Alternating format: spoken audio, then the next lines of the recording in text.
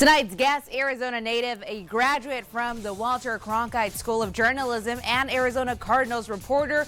We're talking top games to watch this week, top players in the league, and any hot trade negotiations, and so much more. So with no further ado, please welcome Arizona Cardinals reporter Felipe Corral Jr.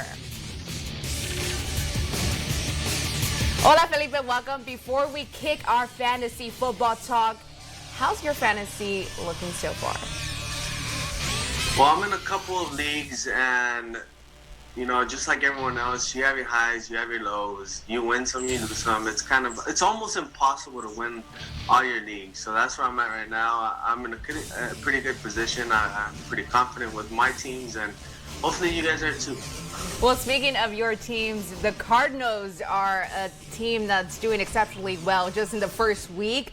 It really gave a lot of people, a run for their money in this week. Go ahead and tell me, what is week 2 looking like? Can we expect a similar performance? I mean, coming off that big week 1 win against the 49ers and then coming back home, it's their home opener. Obviously, there's going to be no fans, but when you have DeAndre Hopkins coming off a 14-reception game, you have, Kenyon Drake and Chase Edmonds in that backfield doing the work they do. They're both dynamic. They're both dual threats. They can beat you on the ground and they can beat you, through the air as well. And obviously, we can't go this segment without touching on Kyler Murray. I mean, that guy is incredible. A rushing touchdown and a passing touchdown. Imagine having a quarterback that can get you almost 330 yards from the line of scrimmage. So anytime you have that combination in general on the offensive side, you're destined to have a good week.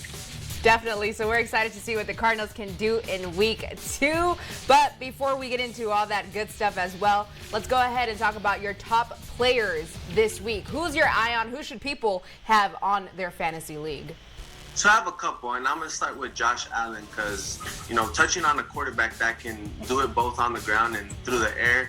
You saw what Cam Newton did against Miami Dolphins last week, and you have someone similar in Josh Allen, and he's going to throw a little bit more. I mean, he's averaging around 31.1 points per game against the Dolphins in general. So anytime you can have someone that can rush for 57 yards and rush for a touchdown, and at the same time have over 35 passing attempts in the game, that's fantasy wonders. And now moving on to the running backs, I'm a big fan of Jonathan Taylor. Obviously, Marlon Mack, he got injured for the Colts last week. That means a whole bunch of touches are coming for someone like Jonathan Taylor. And if you think about it, last week, Phillip Rivers had about 50% of his completions go to running backs. So if you're in a PPR league, obviously, and you have a running back that's going to get passes out of the backfield and get the touches on top of that, again, fantasy wonders. And then to top it off, one of my favorite ones is wide receiver Deontay Johnson from the Pittsburgh Steelers. And,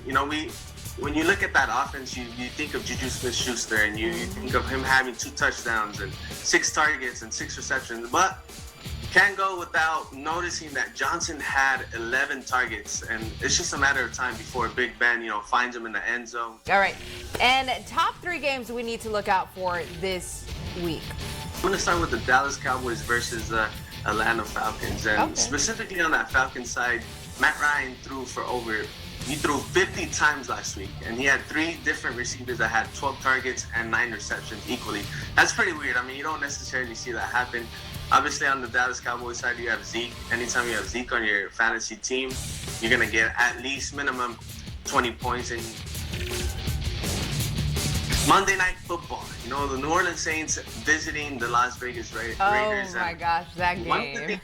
One of the things I'm noticing, though, is the fact that Michael Thomas is going to be out on Monday. So that means more targets for guys like Emmanuel Sanders, more targets for guys like Alvin Kamara. So that's something I'm keeping an eye out for. And then one of my favorite ones also is Los Angeles Rams against the Philadelphia Eagles. And the Rams, something that I'm always interested to see in is who's going to get more targets. Is it going to be Cooper Kupp or is it going to be Robert Woods? And on the Philly side, they had a banged-up offensive line in Week 1. Carson Wentz is looking for a redemption game, and he also has some weapons on the outside with Zach Ertz. And then Miles Sanders is an interesting running back. So those are some of my favorite matchups this week. Those games are going to be super interesting. I'm super excited. I'm not even going to lie about the Saints versus Raiders because that's going to be a great game to just watch. So Monday is going to be a very fun day as well as Sunday. And my last question for you, your bold prediction. Who are we sleeping on? Who should we keep an eye out for? We'll go with running back Chase Edmonds. And I always tell people in deeper 12-team PPR leagues that if you have Chase Edmonds and you can start him as your flex, don't be surprised if he gives you like 15, 16 fantasy points and possibly wins your league. You know, you hear Cliff Kingsbury talk about Chase Edmonds in high regard, saying he's a starting running back on any NFL team, and you see the touches that he's getting, you see the chemistry he has with Kyler Murray.